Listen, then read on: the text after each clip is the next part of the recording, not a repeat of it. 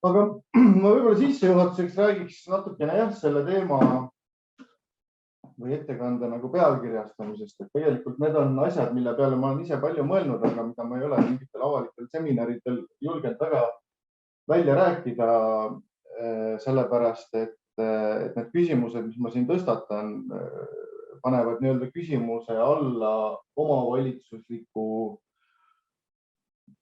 toimeloogika või omavalitsuse kui sellise valitsemisinstitutsiooni rolli ja olemuse riigi valitsemissüsteemis. Ja ma püüan, tegelikult mul on siin rohkem küsimusi kui vastuseid, kuigi ma püüdsin kuidagi neid vastuseid ka anda, aga kõikidele küsimustele mul vastuseid ei ole ja sellepärast ma arvangi, et just sihuke loometalgute ja sihuke avatud mõtlemise formaat on see, mis siis võimaldab nii-öelda avatul viisil nende teemade üle arutleda. Ja võib-olla nii õige koht nende teemade üle arutlemiseks ei ole näiteks valdade linnade päevad või muud sellised kogunemised, seminarid ja konverentsid, kus kohalike omavalitsuste rahvas on koos. Ja vaatame, kus me siis välja jõuame. Nüüd bürokraatia oli sellel sõnapilvel, mis ennem oli ees ja võt see väga hästi täiendab siis seda, millest ma oma ettekannet tahtsin alustada. Ja tegelikult ma ei taha neid punkte siin kõike nagu ette lugeda, aga kõik, kes siin ilmselt osalevad, on omavalitsustega pikalt erineval viisil kokku puutunud ja need laused, mis siin slaidil on, tulevad teile tuttavad ette. Ja need on tegelikult väljavõtted kolmest nagu põhi-omavalitsustegevust reguleerivast siis sellisest normist. Et üks nendest on see Euroopa Liidu, mitte Euroopa Liidu, vaid Euroopa Nõukogu kohaliku omavalitsuse harta, see on juba 80. aastatest ja mis on siis defineerinud kohaliku omavalitsuse sisu või toimimise loogikat. Siis on meie enda põhiseadus ja lõpuks siis meie kuulus KOKS ehk kohaliku omavalitsuse korralduse seadus. Ja kui me vaatame, kuidas nendes normides on siis omavalitsust käsitletud, siis mis need märksõnad on, mis siit üles tulevad? Võimuorganid, kohalikud elanikud, õnneks küll, otsustamine, korraldamine, demokraatlikkus, elanike vajadused ja huvid, territoriaalsus või territooriumi haldusjaotus, demokraatlikult moodustatud võimuorganid. Ja see on tegelikult see, mis siis nii-öelda omavalitsuse õiguslikus tähenduses ja selle nii-öelda klassikalistes tunnustes võtab kokku, mis asi on üks kohalik omavalitsus. Ja võt, kui ma nüüd panin sõna pilve, need omavalitsuse definitsiooni laused või, siis te näete, millised on seal nagu korduvad märksõnad sellel pildil siin slaidil. Ja kui nüüd siia panna kõrvale see sõnapilv, mille teie siis tänase kohtumise eelselt välja tõite, siis me näeme siin päris suurt nagu erinevust. Et kuigi seal oli küll üks sõna suurelt bürokraatia, siis enamus nagu domineerivaid sõnu olid kaasamine, partnerlus, koostöö, disain, koosloome, valitsejate või siis ma sõnastaks omavalitsusorganite rolli vähenemine. Ehk siis hoopis nagu vastupidised nendele märksõnadele, mis see omavalitsuse nii-öelda klassikaline olemus on. Ja tegelikult see ongi see tuleviku väljakutse, et kuidas siis neid muutunud ootuseid ja omavalitsuse muutunud rolle ka tegelikult omavalitsuskorraldusse tuua.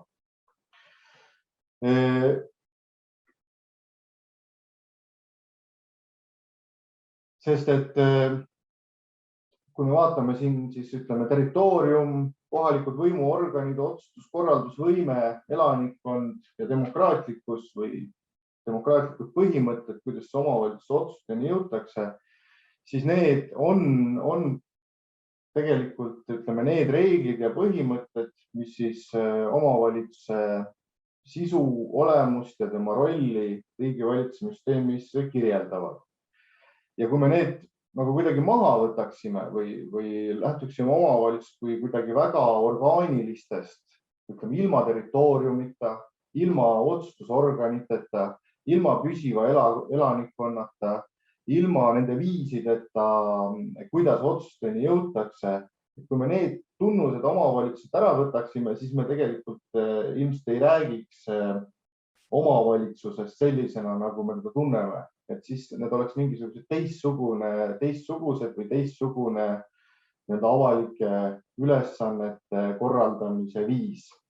Nii et paraku me sellest ilmselt üle ega mööda ei saa. Aga nüüd veel tagasi vaadates, siis tegelikult Eesti omavalitsuste ajalugu ulatub enam kui 150 aasta taha, mil siis Vene tsaar andis sellise seaduse tänapäeva mõistes nagu maakogukonna seadus Balti mere kubermangudele, mis siis tegelikult defineeris kogukondade omavalitsuste enda sellise valitsemisõiguse teatud küsimustes mõisamaa-alal. Ja seal oli siis ka defineeritud, mis see omavalitsus või kogukond, maakogukond toonases mõistes on ja see on rahva hulk, mis elab ühe määratud maakrundi peal. Ja see definitsioon läks muidugi edasi, aga ühesõnaga territoriaalsus ja elanikkond on olnud need omavalitsuse tunnused, mis tal on nagu alati olnud. Ja tegelikult see kohaliku valitsemise traditsioon või omavalitsuslik traditsioon on meil ju palju vanem siis, kui meie riiklus ise, oma riiklus ise. Nii et kui te küsite, et kas omavalitsus on, või ma ise küsisin, et kas omavalitsus on oma aja ära elanud, siis ma kindlasti arvan, et ta ei ole oma aja ära elanud. Aga ta peab leidma uued tegutsemis sellised vormid ja väljundid, mis siis vastavad ka kaasajale. Millised need täpselt on, me seda ei tea. Nüüd naeru näoga ma võtsin kokku siis omavalitsuste 150 aastase ajaloo, aga tegelikult võib-olla 3 asja, mis siis on nii-öelda kohaliku vastutusvaldkonda juurde tulnud või oluliselt mõjutanud. Üks on siis demokraatlikkus ja osalus, et tegelikult kui me vaatame ka võrdlevalt näiteks Euroopa omavalitsuste kujunemise lugu, siis ütleme eri lainetega, aga siiski pidevalt on need kodaniku osaluse ja demokraatia toimimise, sealhulgas esinduskogude demokraatliku toimimise sellised otsingud, uute vormide otsingud alati käinud. Siis teine keskne muutus sellel enam kui 150 aastasel perioodil on olnud omavalitsuste rolli kasv avalike teenuste tagamisel. Et kui me siiani rääkisime elanikest ja nende huvide sõelumisest läbi siis esindusorganite kaudu, siis tegelikult tänasel päeval kirjeldab omavalitsuse tegevusi väga palju see, mida nad teevad, milliste teemade üle nad otsustavad, kus on nende ülesannete, pädevuste piirid, kuidas seda rahastatakse ja nii edasi. Sellel sõnapilvel, mis siin siis sissejuhatuses oli ka küsimus, et keegi osaleja tundis muret, et kust omavalitsus tulevikus raha saab. Ja eks seda raha ilmselt on ennekõike vaja avalike teenuste korraldamiseks suuremas osas kui ütleme osalemise ja kaasamise kanalite kujundamiseks. Ja 3. muutus, mis on võib-olla siis viimase 10 või 20 muutus omavalitsustele on siis ütleme partnerlus ja mitmekesisuse kasv ja siit siis tulenev koostöö nii omavalitsuste vahel, erinevate teiste toimijate, kodanikeühendustega, ettevõtetega, riigi ja omavalitsuste vahel riikides, kus on mitmetasandiline omavalitsussüsteem, siis nende tasandite vahel, rahvusvaheline koostöö ja nii edasi. Aga nüüd, kui me võtame siis tänase aasta, siis mis on siin need olulised märksõnad võrreldes siis selle omavalitsusega, mis on nii-öelda varem olnud. Elanikud, omavalitsuse elanikud, et me ilmselt kõiki oma vallas elavaid inimesi ei tunne, et võib-olla me peaaegu kõiki tundsime veel haldusreformi eel, aga praegu nendes suurtes omavalitsustes me kahtlemata neid ei tunne, seal on väga erinevad kogukonnad, kes kas siis rohkemal, aga tihti vähemal määral kuidagi omavahel kokku puutuvad kogukondlikus mõttes. Aga me võime olla mõne Facebooki kommuuni liikmed, kus me siis seal suhtleme inimestega igapäevaselt ja praktiliselt tunneme neid kõiki, mis siis, et me võib-olla elame täiesti erinevates kohtades, erinevates maailma otstes. Siis me ootame ajast ja ruumist sõltumatuid teenuseid üha rohkem, et me saame neid kasutada ja suhelda oma omavalitsusega siis, kui meil on mugav aeg, kas siis südaööl, hommiku vara, millal iganes. Meie toimeruum on palju suurem kui elukoharuum. Et kui me võtame omavalitsuse kujunemise 100 või enam aastat tagasi, siis see toimeruum oligi paljuski piiritletud selle meie elukohaga. Aga praegu me tarbime teenuseid, suhtleme sõpradega, oleme seotud mingisuguste teiste kogukondadega, kus me teeme mingeid ühistegevusi palju laiemas ruumis kui see, mis on meie elukoht. Ja kui me siia toome juurde digitaalse ruumi, siis see tegelikult on see meie toimeruum ilma territoriaalsete piirideta. Nüüd me teeme plaane, 15-aastaseid plaane. Kui me võtame näiteks Eesti riigi strateegia Eesti 2035, mille vaimus me ju tegelikult arendame ka omavalitsusi. Need 15-aastased plaanid on ju sellised plaanid, et me teeme omavalitsust nendele need täna sündivad lapsed on 15 aasta pärast põhimõtteliselt valijad, omavalitsuse esindusorganite valijad, mis on ju 16-aastasest. Et tegelikult, kas me teame, millised on neid kõnetavad teemad, tegevused ja ootused omavalitsusel. Kogukonnad liiguvad virtuaalruumi ja platvormidele väga selgelt, aga omavalitsus on hästi territooriumipõhine. Ja me ootame üha rohkem isiku ja elukaare põhiseid teenuseid. Ma arvan, et loometalgutel te olete ka varasematel aastatel, mul on kuskil kõrvu jäänud, otsinud neid lahendusi. Ehk siis, kui muutub meie elukoht või vanus, siis me ootame, et see teenus, avalik teenus, mis me saame, et ta jätkub sujuvalt. Ja kõik need 6 punkti on tegelikult teistsugused väljakutsed ja kui omavalitsus on traditsiooniliselt olnud ja kui omavalitsuse need bürokraatlikud või õiguslikud vormid täna ka saavutada lubavad.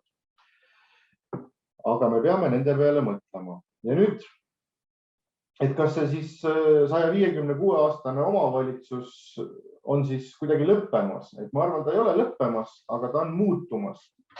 Et tõenäoliselt me ei saa täpselt samade vormidega omavalitsuse toimimise vormidega edasi minna, kui me oleme siiani toime tulnud.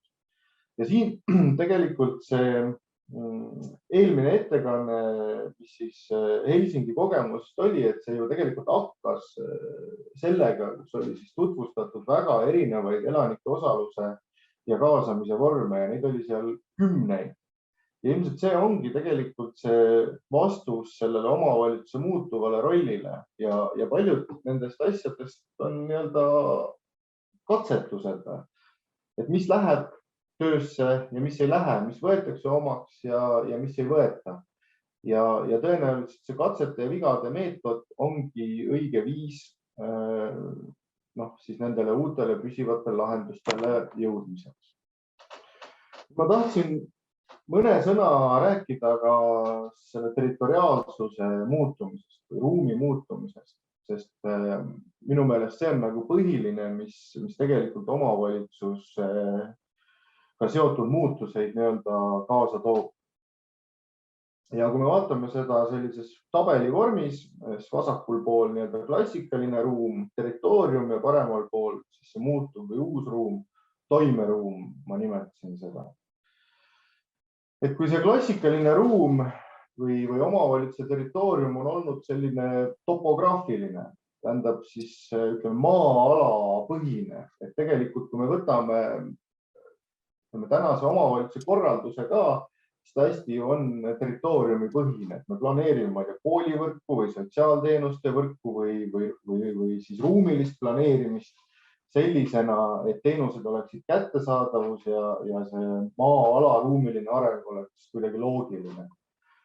Aga toimeruum on topoloogiline, see tähendab kuidagi mitmemõõtmeline ja eri toimijaid ja eri osapooli nii-öelda integreeriv. Et kui me võtame näiteks haridusruumi, siis ei ole ju küsimus ainult sellest, et kus asub kool, vaid see on küsimus sellest, kuidas lapsed ja nende vanemad osalevad kooli juhtimises või arengute suunamisel, hariduse suunamisel. See on küsimus sellest, et kui üks kooliaste lõpetatakse ja liigutakse teise, et kas siis liigub kaasa kuidagi informatsioon lapse kohta, tema arengu kohta, tema soovide, vajaduste kohta. Ammugi, kui liigutakse ühe kooli nii-öelda haldusalast, näiteks ühe omavalitsuse koolist teise omavalitsuse kooli või keskkoolist ülikooli, siis kuidas see nii-öelda hariduse vajadus ja areng lapsega või noorega kaasa liigub. Ja see on see topoloogiline ruum, et ta ei ole nii-öelda maa-ala põhine.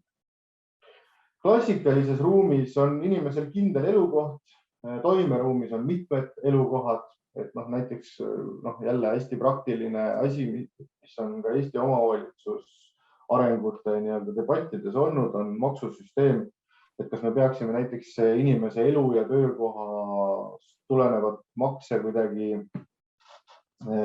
jaotama siis ka töökohapõhiselt, mitte ainult elukohapõhiselt. Aga kui inimesel on mitu töökohta ja mitu elukohta, mis siis saab, ma küsin? Või kui inimesel ei olegi töökoha asukohta, et ta töötab kuskil platvormidel ja ükskõik, kus kohas ta võib seda tööd teha, et mis siis saab? Et tegelikult see ruumi mõiste lihtsalt ka elu ja töökoha mõttes on nii tohutult muutuv. Ja loomulikult siis ka teenuste tarbimine ju muutub, kui inimesel on mitmeid nii-öelda toimekohti või ta toimetab laiemas toimeruumis. Klassikalises ruumis on selles mõttes lihtsam, et on vallamaja ja on vallaasutused, kes siis teenuseid pakuvad ja need on loodetavasti inimesele võimalikult lähedal, teenused on kättesaadavad ja saab nagu mõelda, et kus siis inimesi juurde tuleb, sinna teeme siis mingeid asutusi ja teenuseid juurde. Aga toimeruumis me tegelikult ei tea, kuidas inimesed liiguvad, kuhu nad liiguvad, teenused liiguvad platvormidele, arenevad e-teenused. Ja siis tekib küsimus, et mis me selle territoriaalse omavalitsusega peale hakkame. Klassikalises ruumis on siis omavalitsus olulisel kohal ja kui me vaatasime ka seda omavalitsuse õiguslikust definitsioonist tulenevat sõnapilve, on siis olulisel kohal esindusvõim. Esindusvõimu toimimiseks, selle legitiimsuseks on vaja usaldust, et nendel võimu esindajatel oleks siis piisav usaldus, kas nad on saanud selle valimistega või valimistega kindlasti, aga muul viisil ka, et kuidas seda legitiimsust uuendatakse. Ja loomulikult on siis vaja liidreid, esindajaid. Aga uues ruumis on siis hoopis võrgustikuvõim, mida rohkem suhteid ja seoseid eri osapoolte vahel, seda rohkem võimu, sotsiaalset kapitali.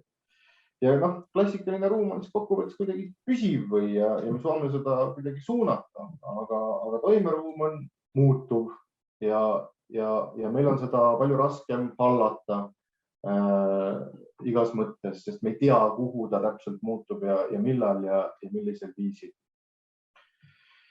Ja nüüd, kui me tegin ühe eriti keerulise joonise, aga püüan selle lahti seletada. Et kui me võtame nüüd kokku need kaks aspekti, et siin siis on siis joon nii-öelda ülevalt alla, vertikaalne telg, kus siis ühelt poolt on demokraatia ja osalus ühes äärmuses ja teises äärmuses teenused ja ülesanded.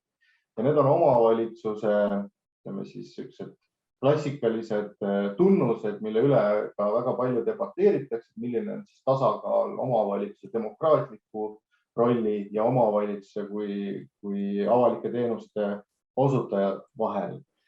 Ja selle tasakaalu otsingud on muidugi ka väga pikalt käinud ja olnud üks argumente siis ka nendes haldusreformide lainetes üle Euroopa, tegelikult Anglo-Ameerika maades, Austraalias, Inglismaal, USA-s ja loomulikult on nad siis olnud debati kohaks ka Eestis. Ja muidugi omavalitsused, kui me vaatame võrdlevalt kuidagi teiste riikidega ka, siis omavalitsuste roll nii-öelda nende avalike teenuste tagamises ja tema demokraatlikus olemuses, milliseid meetmeid seal kasutatakse ja nii edasi, varieerub üsna suuresti. Ja siis on see vasakult paremale või horisontaalne telg, kus siis ühes otsas on territoriaalsus ja teises äärmuses ma panin siis selle toimeruumi. Ehk siis ütleme omavalitsus kui kindel maa-ala, kus siis korraldatakse kuidagi seda kogukondlikku elu ja tagatakse avalike teenuste olemasolu. Nii-öelda vasakul pool ja paremal pool siis omavalitsuse roll nii-öelda toimeruumi suunajana. Ja kui me nüüd kuidagi üldistame siis need omavalitsuse näod, et ma kindlasti rõhutan seda, et ei ole sellist asja, et on siis üks nendest 4 tüübist nagu omavalitsus. Ta on ikkagi miks või segu nendest, kus siis eri küljed nii-öelda tõusevad esiplaanile. Aga kui me need omavalitsuste näod siis nendes 4 vaates kokku võtame, siis ütleme territoriaalselt selge ja tugev ja rohkem demokraatlikule ja osalusele suunatud omavalitsus, ma nimetaks seda kogukonna omavalitsuseks, kus siis tähtsal kohal on kogukonna sisene usaldus, tegelikult ka identiteedid, see, et me tunneme üksteist ja tegelikult see omavalitsus toimib väga nii-öelda liidritele tuginedes ja esinduskogude vedamisel. Et need on need võtmeinstrumendid. Ja kui me võrdlevalt vaatame, siis me näeme Kesk- ja Lõuna-Euroopas kõige rohkem selliseid klassikalisi kogukondlikke omavalitsusi, mis on siis väiksed elanike arvud ja ütleme, ongi üks küla on üks omavalitsus. Kui võtame Eesti omavalitsuse ajalugu, siis meil on ka sellised omavalitsused olnud, aga täna me oleme siit siis nii-öelda oluliselt edasi liikunud teist tüüpi omavalitsuse suunas. Nüüd, kui me võtame selge territoriaalsus ja suurem fookus teenustele, heaoluteenuste tagamisele, siis me võime märksõnana öelda omavalitsus kui teenuspunkt, kus siis oluline roll on omavalitsusel tagada avalike teenuste olemasolu, nende osutamine elanikele, teenuste lähedus ja teenuseid osutavad asutused. See siis on olnud üks peamisi argumente ka haldusreformide tegemisel või läbiviimisel. Ja selles vaates on siis ka omavalitsuste roll suhtes nii-öelda riigi keskvõimuga kõige enam muutunud. Nii-öelda see osa avalikust tegevusest on siis eelarvete või mingi ülesannete täitmise näol, mida siis omavalitsus täidab suhtes võrdluses keskvõimuga on siis järjest kasvanud. Ja nüüd ma võtaks need kokku ja ütleks, et see sinine sõõr siis kirjeldab seda traditsioonilist või klassikalist omavalitsust, millega me oleme harjunud ja millised näited ja praktikad meil on olemas ja mida me suudame nii-öelda halduse toimimise ja õiguslikus mõttes nagu hästi kirjeldada. kuidas need omavalitsused sisuliselt toimuvad, kuidas neid finantseeritakse, kuidas nad teenuseid planeerivad ja osutavad ja nii edasi. Aga nüüd siia paremale poole ja siis selle orantsika ringi sisse jääb siis see muutuv omavalitsus, kus siis olulisemaks kui see territoriaalsus või territoriaalne ruum tõuseb toimeruum, mis siis võib olla nii territoriaalses mõttes muutuv ja suurenev ja ka eri tegevustes erinev see toimeruum, aga ta võib ja mitte võib, vaid üha enam ka kasvabki niisuguse digitaalse toimeruumina. Ja mis siin siis seda omavalitsuslikku alget hoiab või seda omavalitsust koos hoiab, siis demokraatlikus vaates ja toimeruumi vaates on see kindlasti identiteediruum või mingisugune ühishuvi, mis siis inimesi koos hoiab. Aga see liigub enam territooriumitelt siis platvormidele või siis mingitele ühishuvi valdkondadele. Ja teenuste korraldamise vaates on siis, ma nimetaks seda teenusomavalitsuse, et see muutus võib olla selles suunas, et korraldatakse ühiselt ja ühiste siis mingisuguste finantseerimise, esindusorganite, kaasamisviiside ja nii edasi kaudu just mingisuguseid konkreetseid teenuseid või teenuste pakette. Ja tegelikult need näited on olemas ka. Näiteks USA-s on pikk praktika või pikk ajalooline kogemus koolipiirkonna omavalitsustest. Tähendab, sisuliselt on omavalitsus, kohalik omavalitsus, mis tegeleb ainult koolide pidamisega või kooli haldamisega. Ja seal siis ka valitakse omad esindusorganid, kes siis neid korralduslikke otsuseid teevad, on oma finantseerimismehhanismid ja nii edasi. Või kui me vaatame ka siin lähipiirkonnas viimaste aegade reforme, näiteks 10-15 aasta taha vaatame Taani haldusreformi, siis see omavalitsuse valdade reform oli siis võib-olla suunatud enam selle omavalitsuse kui teenuspunkti arendamisele, aga regioonid, mis moodustati, mis sisuliselt põhiosas tegelevad tervishoiuteenuse tagamisega, olid siis rohkem võib-olla sellise teenusomavalitsuse suunas. Või võtame viimase Soome siis SODE sotsiaaltervishoiureformi, kus siis tegelikult moodustati teise tasandi omavalitsus, mis põhiliselt tegeleb sotsiaal- ja tervishoiuteenuste tagamisega.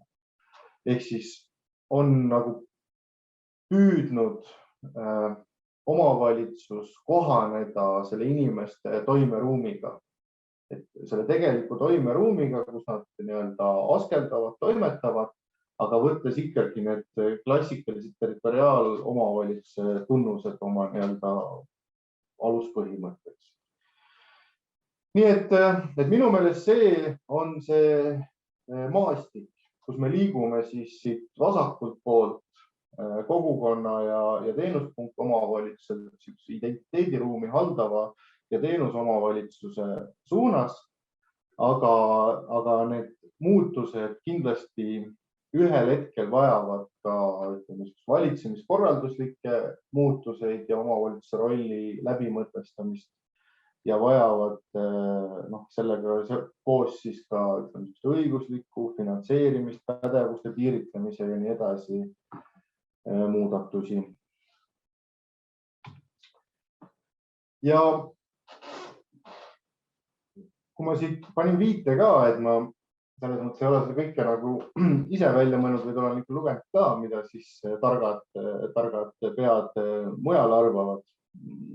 Ja tegelikult Kerry Stocker on juba 10 aastat tagasi ühes artiklis mõtisklenud siis selle üle, et kui tema enda positsioon oli ka, et kasvab see siin see ülemine demokraatia, identiteediloome, kogukondade kujundamise roll omavalitsustes ja see ongi tähtis selleks, et omavalitsuste olemasolu ja tulevikku kindlustada. Siis vaadates omavalitsuse arengut erinevates riikides, eriti Anglo-Ameerika riikides, siis tegelikult on jõutud nagu arusaamale, et need pehmed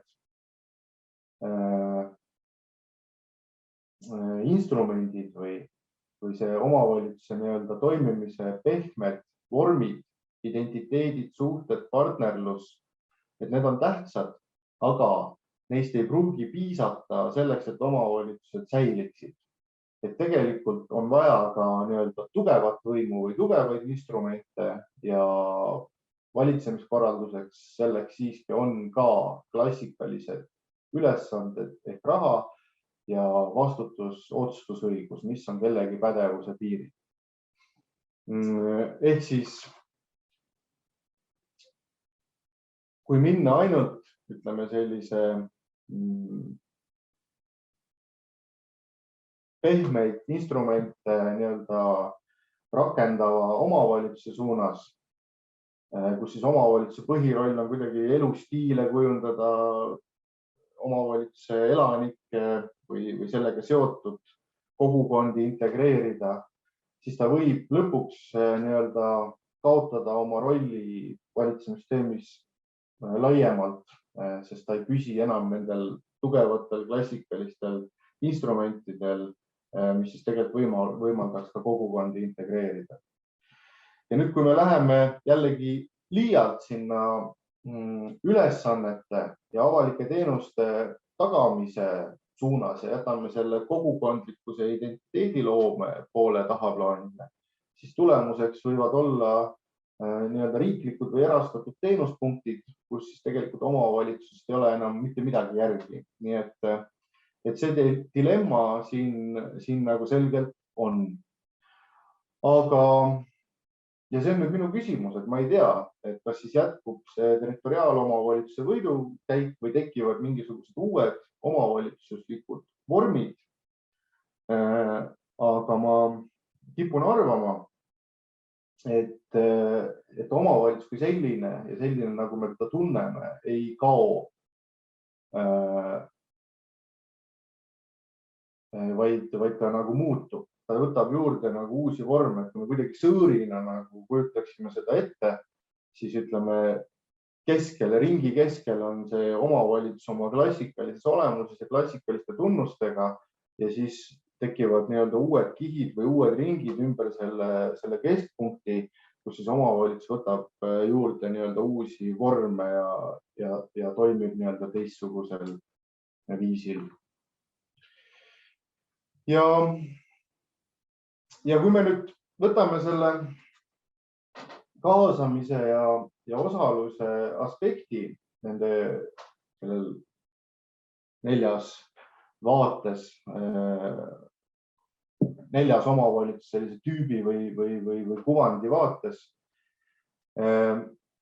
siis ja vaatame seda, et mis siin siis seob elanikke, millised on siis nende elanike või osaliste, kui me räägime sellist toimeruumist rohkem, sest seal ei pruugi olla elanikud, aga kuidagi seotud osapooled, sisendivormid kohalikku valitsemisse ja kuidas me mingeid näiteid siin suudaksime tuua, siis omavalitsus kui kogukond, et millel ta baseerub, on see, et ma tunnen oma naabrit ja meil on usaldus kogukonnas.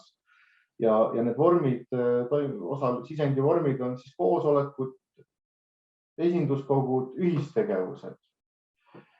Ja näideteks kindlasti klassikaline volikogu, vallavolikogu, külaselts, tantsuring, jahiselts, planeeringute, ma ei tea, detail- või üldplaneeringute, avalikud arutelud, talgud, klassikalised talgud, kus tuldi kogukonnas kokku ja tehti midagi ära. Omavalitsus kui teenuspunkt, et mis siis seob elanikke, on siis ühishuvi teenuste olemasolu kohta ja sisendite vaates tagasiside nendele teenustele. Ja kui me sellega rahul ei ole, siis me hääletame jalgadega. Läheme siis sinna, omavalitsusse, kus siis see teenus on parem. Ja näited on meil ju ka tegelikult kõigil oma eludest võtta, et kui ma ei ole rahul lapse kooliga, siis ma panen ta teise kooli. Kui ma ei ole rahul hooldekodu teenuse kvaliteediga, siis ma panen oma ema või isa või vanaema või vanaisa teise hooldekodusse. Ja neid näiteid ilmselt on meil kõigil veel. Nüüd omavalitsus kui ühiste huvide integreerija või nende identiteetide hoidja, looja, kokkusiduja, siis siin seob kindlasti ühishuvi ja osalusvalmidus osalisi elanikke ja nende, kuidas nad oma sisendit annavad, on siis, ütleme, platvormid või tegevused, kus siis neid sisendeid sõelutakse. Ja need võivad siis olla, ütleme, sellised aktsioonid, üksiktegevused, üritused või siis mingid püsivad kanalid, kus siis saab hääle kuuldavaks teha. Ja ma arvan, enam ei ole Eestis ilmselt valda või linna, kellel ei ole oma Facebooki rühma, tavaliselt on neid veel mitu, nii kogukondade elanike endi algatatud kui kohalike võimude vallavalitsuse algatatud. Aga võib-olla hoopis teistsugune kogukonna näide, näiteks veganite või loomakaitsjate või mingi muu selline huvipõhine kogukond. Kaasav eelarve ma panin siia küsimärgiga, et siin oli Helsingi näide ka, kus ta tegelikult on ikkagi omavalitsuse end, jah, seal on olnud erinevad arutelud elanikega, kogukondadega, kuidas seda rakendada, aga ta on ikkagi keskselt nii-öelda võimude poolt kujundatud. Aga ta on kindlasti mingi teistsuguse toimimise vormi otsingu näide, mida vist meil, ma ei tea, kuidas täpselt Võrumaal, aga ma arvan, Eestis enamik omavalitsusi ikkagi juba kaasavat eelarvet moel või teisel rakendab. Loometalgud, seesama, mida te siin teete või mida me täna teeme ja veel virtuaalses ruumis ja arutame tegelikult kohalikke probleeme või kohalikku arengut puudutavaid küsimusi, et see on ju täpselt see näide ja millegipärast me siin koos oleme, järelikult on mingi see aspekt, mis meid nii-öelda koos hoiab.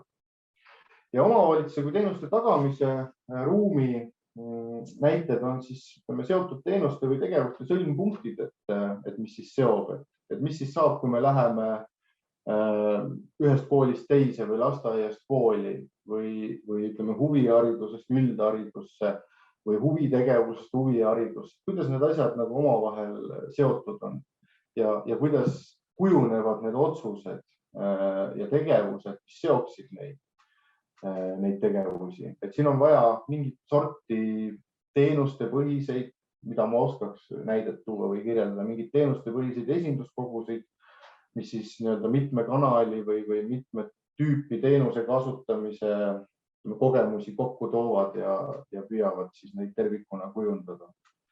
Ja näited näiteks seesama, ütleme, mitmel pool on nagu proovitud sellised haridusklastreid, koolipiirkondi kujundada, ma ei tea, ühisturundusvõrgustikud, kus siis, ütleme, ma ei tea, turundatakse elukohta, mingid kohalikke tooteid, äripiirkonda, pannakse seljad kokku.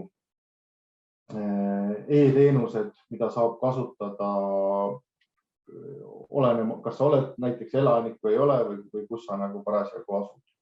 Et tegelikult need näited ka suhtes vormides on olemas, aga nad on, ütleme, rohkem sellised otsivad ja katselised hetkel kui paika loksunud ja püsivad. Ja kui me nüüd kuidagi kokku püüaks hakata võtma ja väljakutsed nagu kahes vaates teenuste osutamisele, et tänase omavalitsuse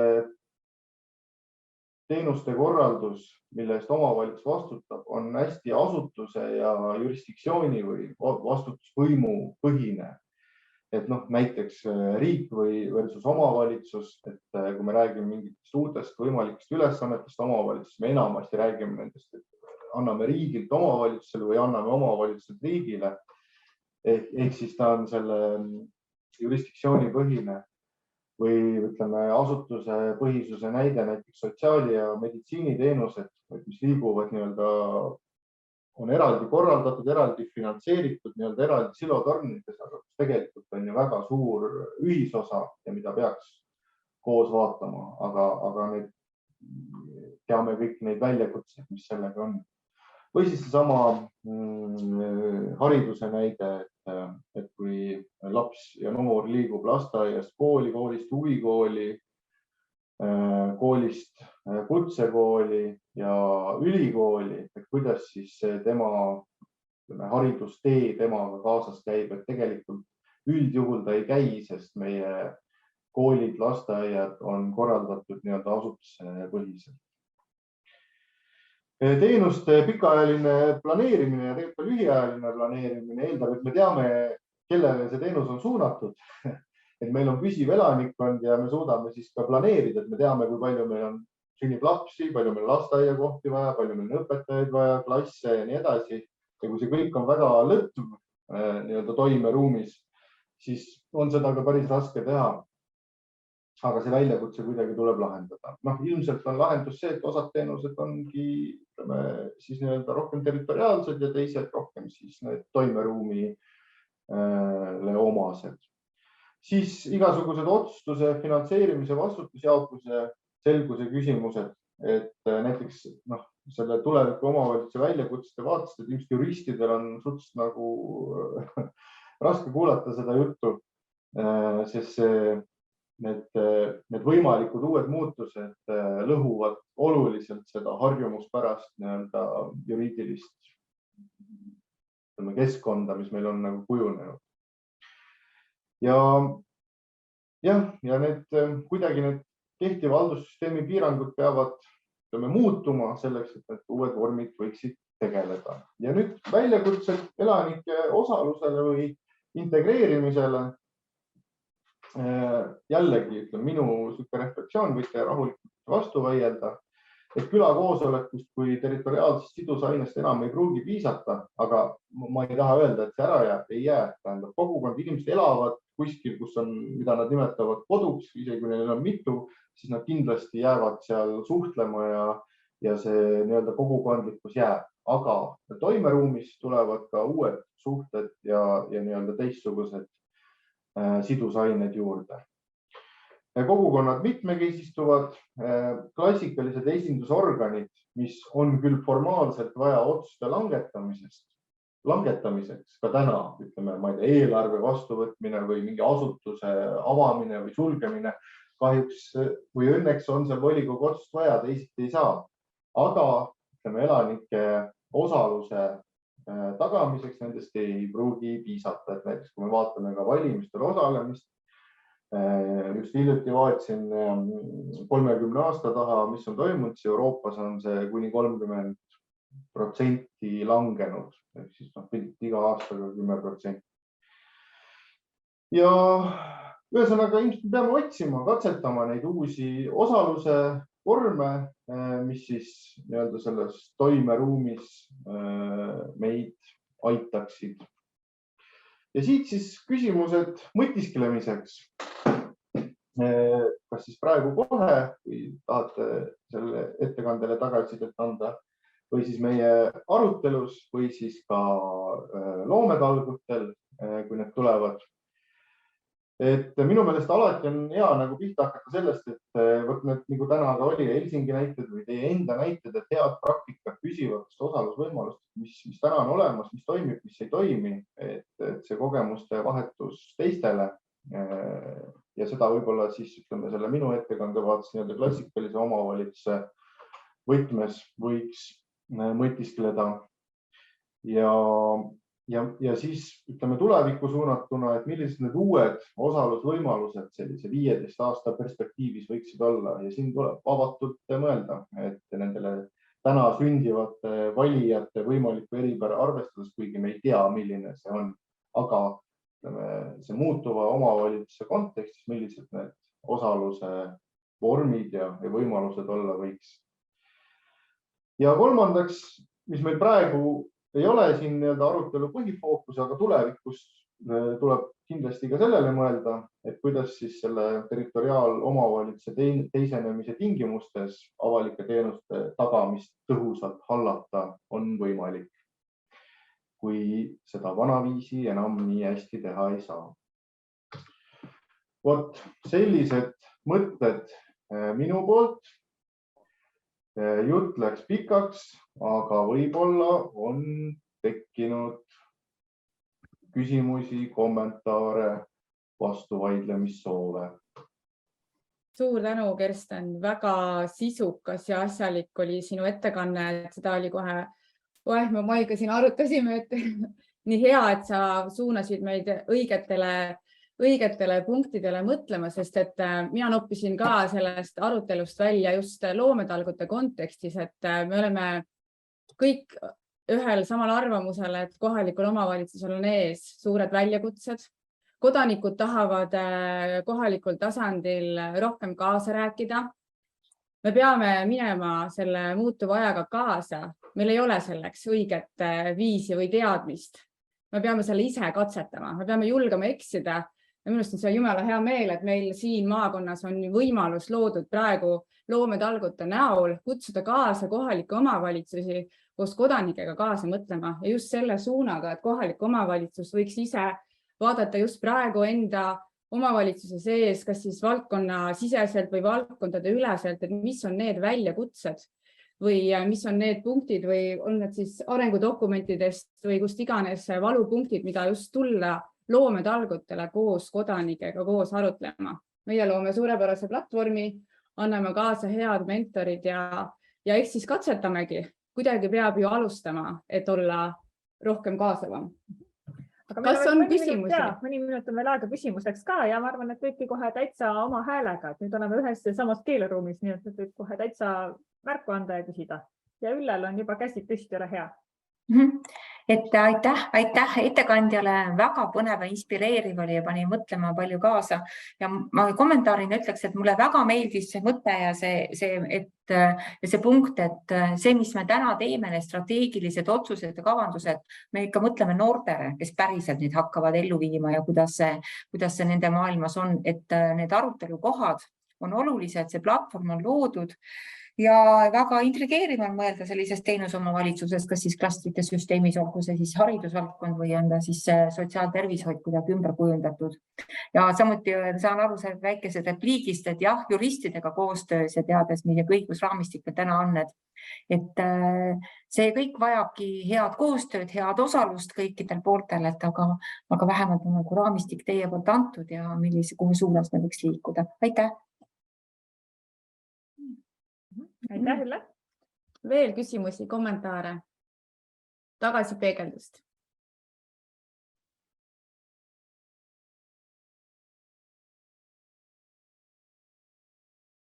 Ja, Kadril on käsi püsti. Palun, Kadri.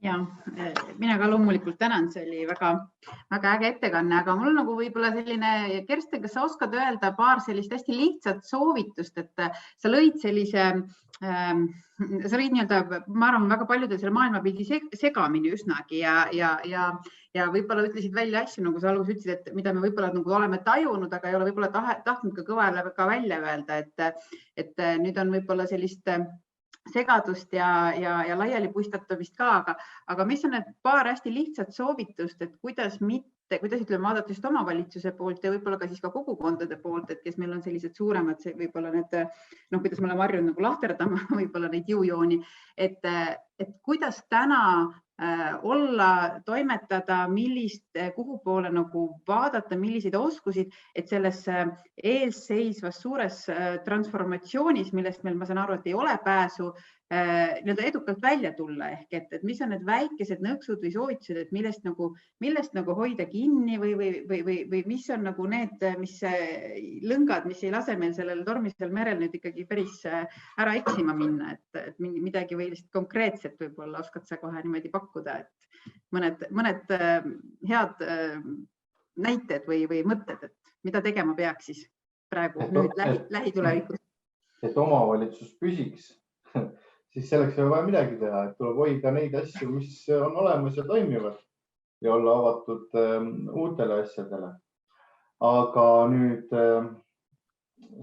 nende nii-öelda uute ootused teenustele või ootused osalusele, et siin Ma arvan, tuleb olla, ütleme, tuleb mitte vaadata neid kui ohtusid omavalitsuse nii-öelda klassikalisele toimimisele, vaid kui võimalikke võimalusi, kuidas nende tuleviku arengutega kohaneda. Et võib-olla see ei oleks see soovitus, et ma arvan, omavalitsus ei kao ära, volikogud ei kao ära, otsustamine, ma ei tea, eelarve küsimus, see ei kao ära meie nii-öelda lähitulevikus, aga ütleme, kui me ei tegele nende uute vormide otsimisega, siis elanikud võivad küll võõranduda rohkem ja rohkem. Et võib-olla lihtsalt, kuna mul on ka seda siis praktilist kogemust omavalitsuse, näiteks kui ma ei tea, võtame selle sama kaasava eelarve näite, et ma ei tea, kui palju, kas kõik Võrumaa omavalitsused rakendavad seda ikka on. jah, et ütleme, mis debatid siin on olnud, et noh, ma tähendab omast kogemuses ikka on olnud neid ütleme, irisevaid arvajaid volikogus näiteks või mingitel aruteludel, kes ütlevad, miks seda jama vaja on, ja tegelikult omavalitsus peab oma põhifunktsioonid täitma ja nii edasi. Et tegelikult tuleb nagu olla avatud ja mitte näha nii-öelda ohtusid oma ütleme siis tegevustele, põhirollidele. Et ma ei tea, kas see edendusfond on, et Raul ütleb. Et ma ei tea, kas see oli su küsimus? See edendusfond on veel nagu progressiivsem kui see kaasav nagu eelarve, selles mõttes, et see, mis nagu koondab raha nii erasektori kui avaliku sektori raha selleks, et piirkonna mingeid ühiseid asju teha. Nii et ma arvan, et sellised nagu finantsinstrumendina, ma arvan, et setod peaksid just väga uhked olema, et neil on midagi, mida väga paljudes omavalitsustes ei ole. Nii et just nimelt see otsimine, eks ju. Aga ma korra Kersten küsin, ma veidi kaperdan, vabandust, Maia. Ma ei saa... Vana arm ei roosteta, eks ju. Et Kersten, kui sa kuulasid seda Helsingi ettekannet, et kui sa nüüd võrdled seda, kuidas nemad nagu näevad seda kaasava eelarve nagu protsessi, kus on see raskuskese, eks ju, sellel on just selles, nagu, mis toimub enne seda hääletamist, eks on ju. Või ma ei tea, mis sa nagu tood selle erinevuse sellest, mida meil traditsiooniliselt rakendatakse ja mis siis võib-olla siis selles Helsingi näites oli, et kuidas sa võrdleksid? Või sulle, ma ei tea, mis need mõtted? Mina ei näinud siin nagu nii, ütleme, suuri erinevusi see, mida meil tehakse ja mida neil tehakse. Et neil on, me peame arvestama seda, et Helsingi linn on metropoliks. Et need on hoopis teised ressursid, mida, ma ei tea, kui nad teevad kampaaniaid, et tutvustada oma neid kaasava eelarve või muid nagu osalusvõimalusi või see võimekus nagu selekteerida neid projekte ja nii edasi. Et ütleme, väikeses omavalitsuses see kõik peab, ütleme, see ressurss, mis on sinna taha võimalik panna, on palju väiksem ja mingis mõttes see kõik peab nagu lihtsam olema. Aga minu meelest siin ei ole nagu, ütleme, mingid kardinaalseid nagu erinevusi. Et ma olen praegu peast ei mäleta, aga mingite konverentsidel on nagu, võin otsida välja, kui kedagi huvitab need materjalid saata, ütleme, mingid teiste nagu riikide ja linnade nagu kogemusi, siis seal oli neid varieeruvusi nagu rohkem. Et ja minu meelest see kunagi, kas see oli ka mingil seminaril või äkki Tartu linna esindajad rääkisid seda, et tegelikult nad on kogu aeg timminud seda kaasava eelarve nii-öelda toimimise loogikat. Et on proovitud, mingi asi ei tööta, on muudetud, mitte jäädud nagu kinni sellesse raami, mis on nagu ühe korra nagu valmis tehtud. Ja minu meelest see nagu tegelikult ongi õige. Et võib-olla seda tulekski võtta, et kui vaja, muudame iga aasta seal midagi. Muudame, kuidas neid projekte selekteeritakse, kuidas neid ellu viiakse, kuidas neid valikuid tehakse, nende vahele hääletatakse või muul viisil.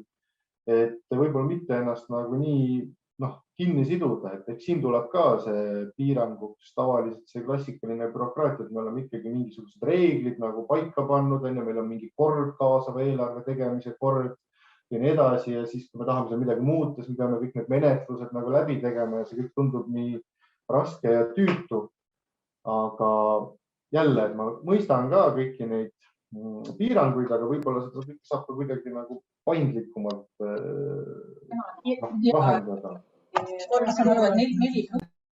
Nii, aga Margus on meile siis... Ja võib-olla tõesti, kui sa lühidalt seda veel kommenteerid, sest siis me saame minna juba edasi, sest selliseid mõnusaid arutelu algeid juba igalt poolt hakkab tulema nii bussist kui ka siit koha pealt. Nii et lühike kommentaar veel selle Marguse märkmete peale.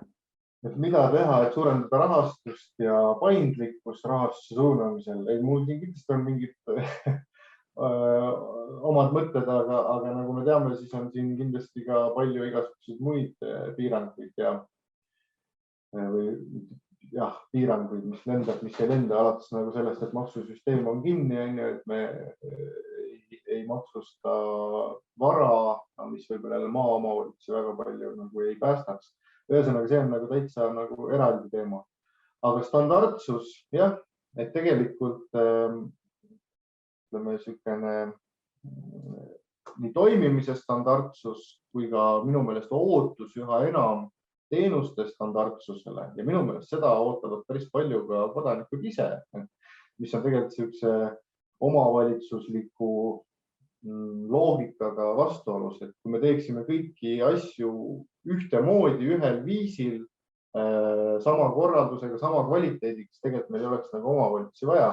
Ja ammugi, kui me nüüd mõtleme nendele tuleviku väljakutsetele ja sellisele koosloomelisele loogikale, siis kui me läheme nagu koosloomeprotsessi eeldusega, et me saame standardse tulemuse, siis sellel asjal ei ole ju mitte mingisugust mõtet. Nii et sellest tuleb ka kuidagi osata lahti lasta. Aga aitäh